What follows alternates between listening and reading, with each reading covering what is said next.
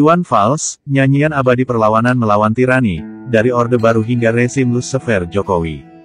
Oleh Christovita Wiloto, Chairman Strategik Indonesia. Di tanah Indonesia yang tercabik-cabik oleh kekuasaan yang korup, penyair sejati tidak menulis dengan pena, ia bernyanyi. Iwan Fals bukan sekadar penyanyi. Ia adalah kesaksian hidup, saksi mata, sekaligus lonceng bahaya yang sejak 1980-an terus meneriakkan kebenaran lewat lagu. Lagu-lagunya tidak hanya menyentuh sejarah, ia adalah sejarah. Ia tidak hanya mencerminkan rakyat, ia adalah rakyat. Ia tidak hanya menulis untuk didengar, lagu-lagunya menggerakkan massa, menyentuh nurani, dan menggugat tirani.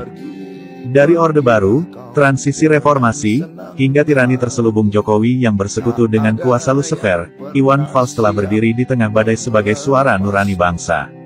Dan justru dalam senandung itulah, kita menemukan kisah rakyat Indonesia, yang terus diperkosa oleh kekuasaan, tapi tetap bernyanyi dalam luka. Iwan Fals sebagai cermin bangsa yang terluka. Lahir dengan nama Virgiawan Listanto, Iwan Fals menjadi simbol perlawanan sejak akhir 70-an dan meledak pada awal 80-an. Lirik-liriknya mengangkat kenyataan pahit, korupsi, represi, kemiskinan, manipulasi media, dan penindasan aparat. Tapi, alih-alih membakar dengan kekerasan, Iwan memilih puisi dan gitar. Itulah strategi terindah, menyusup ke relung hati rakyat dan menyadarkan mereka bahwa mereka sedang ditindas. Saya menyanyikan kebenaran karena saya tidak bisa diam melihat rakyat disakiti, tegas Iwan Fals. Iwan tidak netral, ia selalu berdiri di sisi rakyat. 5 lagu legendaris dan konteks historisnya. Bento, 1989.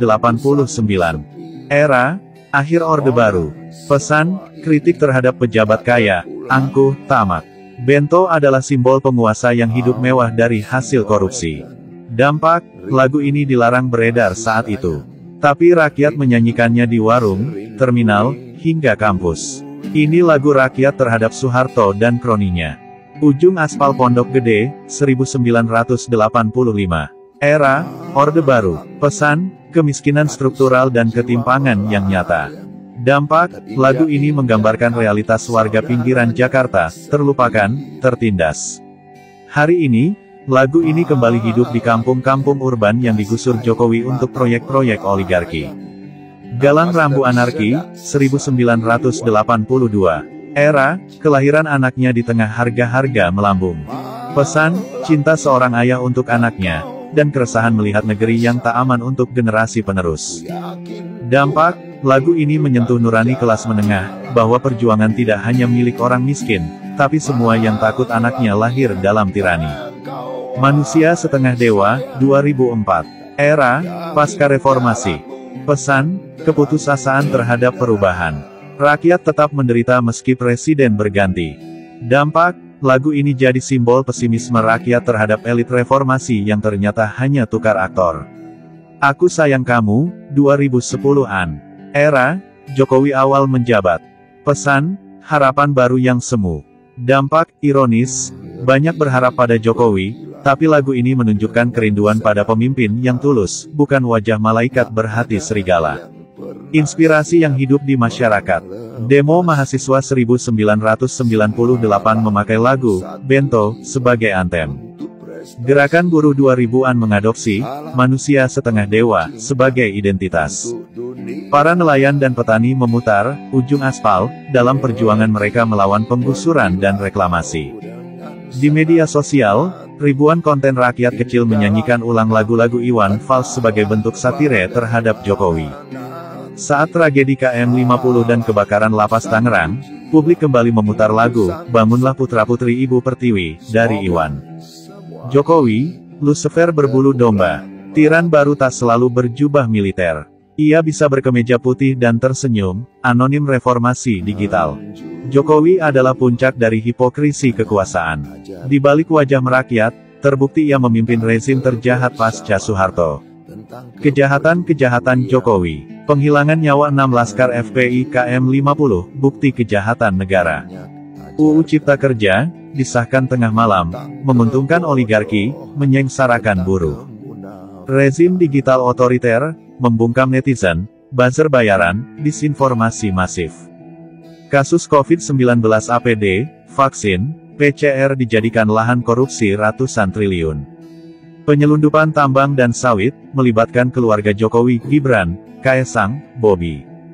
Pelanggaran HAM Papua, Rempang, Wadas. Pemaksaan Gibran jadi wapres dengan MK Ultra.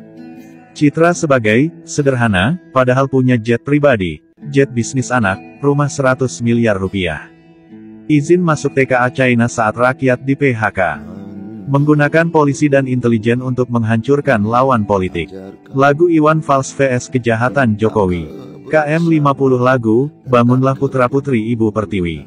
Menggugah rakyat akan tanggung jawab bela negara, bukan bela rezim. UU Cipta Kerja lagu, bongkar. Seruan untuk memberontak melawan sistem korup. COVID-19 lagu, galang rambu anarki. Tentang kehidupan yang tak mampu membayar kebutuhan dasar. Rempang lagu, ujung aspal. Tentang mereka yang disingkirkan untuk pembangunan kapitalis. Iwan Fals, narasi untuk masa depan. Jika Iwan diam hari ini, itu bukan berarti ia berhenti melawan. Justru lagu-lagunya kini menjadi himne abadi perjuangan rakyat Indonesia. Ia telah meninggalkan alat perang yang lebih tajam dari peluru, lagu yang mengendap di hati, meledak di pikiran. Kalau negara tidak bisa dipercaya, maka lagu harus jadi pemimpin, petani Rempang. Bangkitnya generasi penerus lewat lagu. Generasi muda TikTok mulai menyanyikan ulang lagu-lagu lama Iwan Fals sebagai bentuk protes terhadap Jokowi. Podcast mahasiswa mengutip lirik Iwan untuk membuka episode diskusi. Seni mural yang memakai frasa, Bento adalah Jokowi. Sekolah Alternatif Rakyat menjadikan lagu Iwan sebagai materi pendidikan kewarganegaraan kritis. Strategi Christovita Wiloto, bangun narasi melawan Luciferisme. Sebagai Chairman Strategik Indonesia, saya menyerukan, masukkan lagu-lagu Iwan Fals ke kurikulum sejarah kritis. Ajak musisi muda untuk meneruskan semangatnya, bukan hanya gaya. Bangun media rakyat berbasis lirik perlawanan. Desak pemimpin yang hanya mirip malaikat, tapi sejatinya Lucifer, seperti Jokowi, untuk mempertanggungjawabkan semua kejahatannya. Nyanyian tidak pernah mati. Iwan Fals bukan Tuhan, tapi lewat lagu, ia telah menjadi nabi rakyat. Ia menunjukkan bahwa sejarah bukan ditulis oleh penguasa, tapi oleh mereka yang berani menyanyikannya. Dan kini, saat Lucifer berkuasa dalam tubuh Jokowi, lagu-lagu Iwan Fals kembali jadi senjata, membangunkan rakyat yang lama tertidur. Saatnya nyanyian menjadi revolusi. Bangkitlah, wahai bangsa yang sedang dibungkam. Karena suara kalian adalah nyanyian kemenangan. Christovita Wiloto, Chairman Strategik Indonesia. Malang nihan engkau duhai sayang, tapi ku yakin Tuhan tunjukkan jalan. Malang nihan engkau wahai sayang, tapi ku yakin jalanmu kan terang benderang.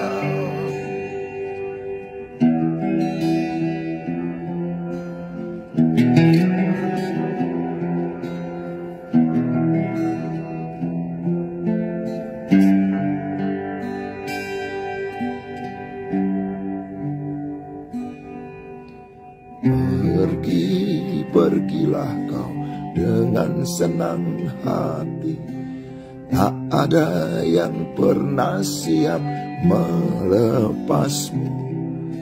Salam satu jiwa untuk prestasi, salam penuh cinta untuk dunia. Pergilah kau dengan senang hati, tinggallah kami entahlah bagaimana nanti. Salam satu jiwa untuk sang sepi, semoga semua ini tak terulang lagi.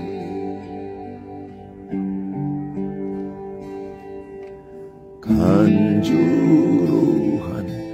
banyak ajarkan tentang kebersamaan, tentang kepedulian.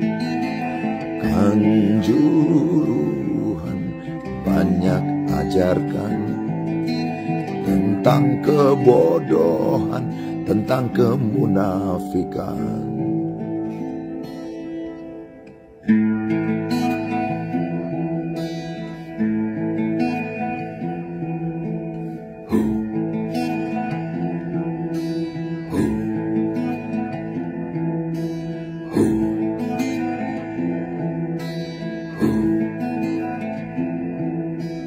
Oh.